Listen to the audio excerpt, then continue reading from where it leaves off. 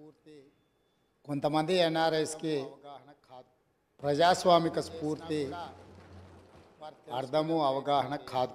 మనం ప్రయత్నం చేసినా కూడా వారు తెలుసుకునే ప్రయత్నం చేయరు. 49కి 0 వాల్యూ ఉంటుంది ప్రజాస్వామ్యంలో, 51కి 100%, 49కి 0 వాల్యూ ఉంటుంది, 51కి 100% వాల్యూ ఉంటుంది. నెంబర్ ఉన్న వాళ్ళు ఎందుకంటే 51% ఓట్లు, 51% నెంబర్ ఉన్న వాళ్ళు ప్రభుత్వాన్ని ఏర్పాటు చేస్తారు. ప్రభుత్వం తీసుకుని 49% ఉన్న వాళ్ళు ప్రతిపక్షంగా కూర్చొని శాసనాలను, ప్రభుత్వం తీసుకునే పరిపాలనలో నిర్ణయాలను, శాసనాలను సహేతుకంగా విశ్లేషించి సలహాలు సూచనలు ఇస్తారు.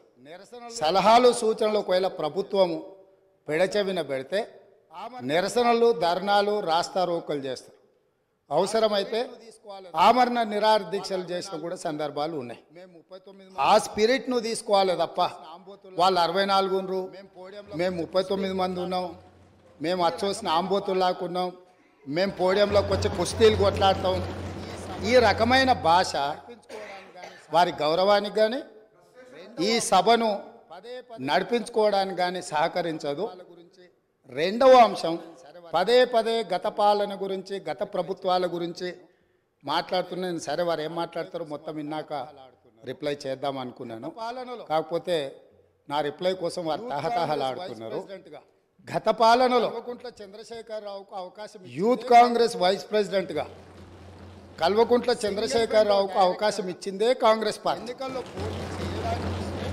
సింగిల్ విండో డైరెక్టర్గా ఎన్నికల్లో పోటీ చేయడానికి ఇస్తే కాంగ్రెస్ పార్టీ తరఫున నిలబడి ఓడిపోయిందే చంద్రశేఖరరావు. గెలిపించిందే కాంగ్రెస్ పార్టీ.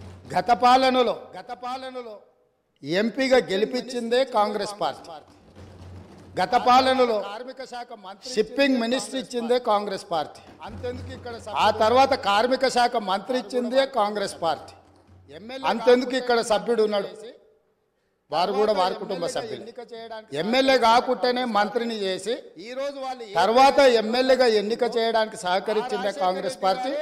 ఈ రోజు వాళ్ళు ఏ పేరైతే వినోద్ అనుకుంటున్నారో ఆ రాజశేఖర రెడ్డి గారే ఆ మంత్రివర్గంలోనే ఎమ్మెల్యే పదవి, గత ఆర్థిక శాఖ మంత్రి సిద్దిపేట ఎమ్మెల్యే గారు ఎమ్మెల్యే పదవి లేకుండా మంత్రిగా ప్రమాణ స్వీకారం చేసిండ్రు. రాజశేఖర రెడ్డి గారి నాయకత్వమే దేశానికి బలమైన నాయకత్వం అని అందులో పనిచేసి, మూడవది పోతిరెడ్డి పాడు నరసింహారెడ్డి గారు ఒక్క పెద్దది చేసినప్పుడు కీర్తిశేషులు నాయన్ నరసింహారెడ్డి గారు కడప జిల్లా ఇన్ఛార్జ్ మినిస్టర్. కీర్తిశేషులు ఆ రోజు కొట్లాడింది పోతిరెడ్డి పాడుగా, కీర్తిశేషులు పి జనార్దన్ రెడ్డి గారు. పోతిరెడ్డి పాడు పొక్క పెద్దది చేసినప్పుడు ఇక్కడ ఉన్నోళ్ళు ఎవరు ప్రాణత్యాగాలు చేస్తామని ఎవరు కొట్లాడలే, ఎవరు మాట్లాడాలి. ప్రజల హక్కులను, సొంత పార్టీ, సొంత ప్రభుత్వం ఉన్న తెలంగాణ ప్రజల హక్కులను భంగం కలిగించొద్దు, కృష్ణానది జలాలలో మా వాటా మాకు ఉండాలి, మా వాటాను ఎవరు తీసుకెళ్లినా మేము ఒప్పుకోమని కొట్లాడింది ఆనాటి నాయకుడు పి జనార్దన్ రెడ్డి గారు మాట్లాడింది తప్ప వీళ్ళు కాదు. కాబట్టి ఈరోజు ఆ పాలకులు వీళ్ళందరూ ఏ పాలకుల గురించి మాట్లాడుతున్నారు, ఆ పాలకులు ఇప్పుడు మాట్లాడుతున్న పెద్దలు ఎట్లెమ్మెల్యే అయినరు, వాళ్ళ తండ్రి గారి గురువైన చంద్రబాబు నాయుడు గారి పార్టీతో పొత్తు పెట్టుకుంటే ఆ పార్టీ మద్దతుతో ఆ కడవ కప్పుకొని సిరిసిల్లలో కష్టపడి పనిచేసి నిర్మించుకున్న చీమలు పెట్టిన పుట్టలో పాములు దూరినట్టు కేకే మహేందర్ రెడ్డి అక్కడ పార్టీని నిర్మించుకొని తెలంగాణ ఉద్యమంలో పాల్గొని తెలంగాణ ఉద్యమంలో ముందు భాగం నుండి నిలబడి కొట్లాడితే ఎన్ఆర్ఐ అంటే నాన్ రిలయబుల్ ఇండియన్ కింద మేనేజ్మెంట్ కోటాలో ఇక్కడికి వచ్చి టికెట్ తీసుకొని అక్కడ ఆ కేకే మహేందర్ రెడ్డి గారిని అన్యాయం చేసి ఈ రోజు ఇక్కడికి వచ్చిండ్రు. కాబట్టి ఈరోజు గతం గురించి అధ్యక్ష ఒకవేళ మా మిత్రులకు ఆలోచన, మరి ముఖ్యమంత్రి అయిన తర్వాత కొద్దిగా మర్యాదకరంగా మాట్లాడతారేమో అనుకున్నా అధ్యక్ష, కానీ కొన్ని ఊహించలేము అధ్యక్ష, కొన్ని ఊహించలేము. ఎందుకంటే కొంతమందికి అది సాధ్యం కాదు, ఎందుకంటే వారికి అర్థమైంది అధ్యక్ష. ఎందుకంటే తెలంగాణ తెచ్చిన నాయకుడిని పట్టుకొని కల్వకుంట్ల చంద్రశేఖరరావు అని ఏకవచనంతో మాట్లాడతారు. తెలంగాణను వ్యతిరేకించిన వాళ్ళనేమో గారు గారు అని మాట్లాడినప్పుడే అర్థమైంది అధ్యక్ష వారి సంస్కారం ఏందో వారి పరిజ్ఞానం ఏందో అర్థమైంది అధ్యక్ష.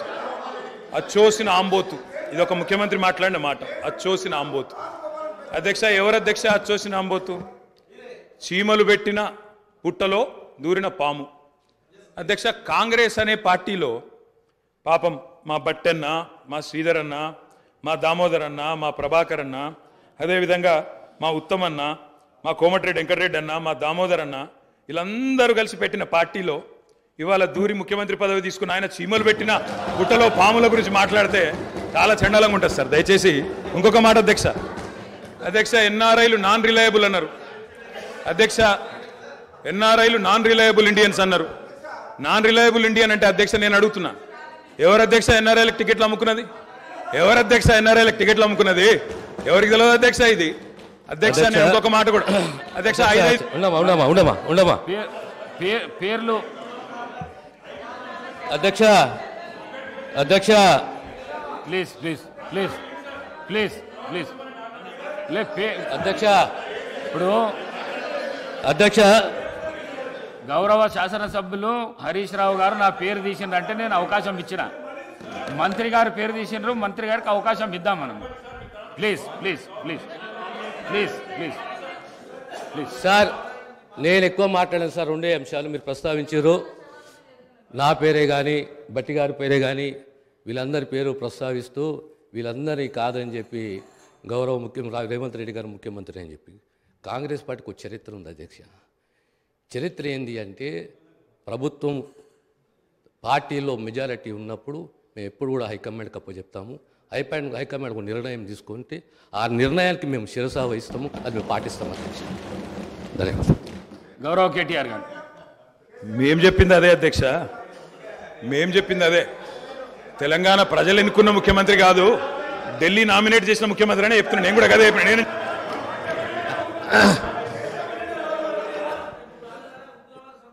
ఒక్క నిమిషం. ఈ సంప్రదాయం అనేది కొత్తది కాదు అధ్యక్ష. తెలంగాణ రాష్ట్ర ప్రజలు కూడా తెలుసు. కాంగ్రెస్లో ఈ సిస్టమ్ ఉన్నది, ఈ ఆనవాయితీ ఉన్నది. ఖచ్చితంగా కాంగ్రెస్ పార్టీ ఈ ఆనవాయితీ పాటిస్తుంది. ప్రతి ఒక్క శాసనసభ్యుడు కాంగ్రెస్ పార్టీ నుండి హైకమాండ్ని గౌరవిస్తాడు, హైకమాండ్ ఒక నిర్ణయాన్ని గౌరవిస్తున్న విషయాన్ని తమ ద్వారా గౌరవ సభ్యులు తెలియజేస్తున్నారు అధ్యక్ష. అధ్యక్ష అధ్యక్ష అధ్యక్ష నేను ఒక్కడిని మాట్లాడుతున్నాను ఇక్కడ నుంచి. ముఖ్యమంత్రి గారితో సహా 5 మంత్రులు ఇంటరప్ట్ చేస్తున్నారు. ఇదేం పద్ధతి అధ్యక్ష? ఇది అధ్యక్ష ఇది మీరు నడపాలా, హౌస్ని మీరు నడపాలా అధ్యక్ష. వారు సార్ వినండి. In a democracy sir we have utmost respect for you. Prasad గారు, స్పీకర్ గారు, మీరంటే చాలా రెస్పెక్ట్ ఉంది అధ్యక్ష. The opposition in a democracy has its say and the government has its way. మేము మాట్లాడిన తర్వాత వాళ్ళకి పుష్కలంగా మైక్ ఇవ్వండి, గంటలు మాట్లాడమని నేను వద్దనట్లేదు సార్.